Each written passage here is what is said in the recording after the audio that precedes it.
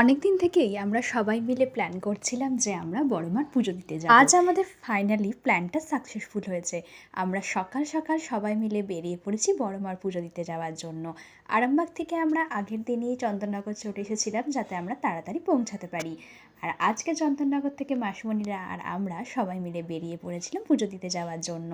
চলে এসেছিলাম চুঁচুড়া ফেরিঘাটে, আর এখান থেকে লঞ্চে করে সোজা চলে গিয়েছিলাম নৈহাটি।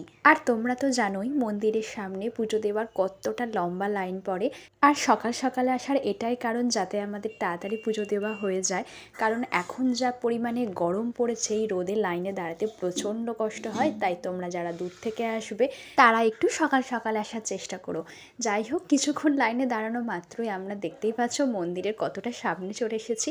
আর যত সামনে আসছিলাম তত যেন আরও বেশি ভালো লাগছিল কখন মাকে সামনে থেকে দেখতে পাবো। আর ফাইনালি এখন বড় মায়ের সামনে দাঁড়িয়ে বিশ্বাস করো প্রচণ্ড ভালো লাগছিল। কিছুক্ষণ দাঁড়িয়ে অপেক্ষা করা মাত্রই আমাদের পুজো দেওয়া ভালোভাবে কমপ্লিট হয়ে গিয়েছিল।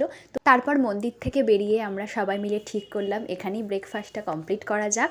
তো তারপর খেতে খেতে আমরা সবাই মিলে প্ল্যান করলাম আরও একটা জায়গা বেড়াতে যাব। কোথায় গিয়েছিলাম সেটা আসছে নেক্সট পার্টে।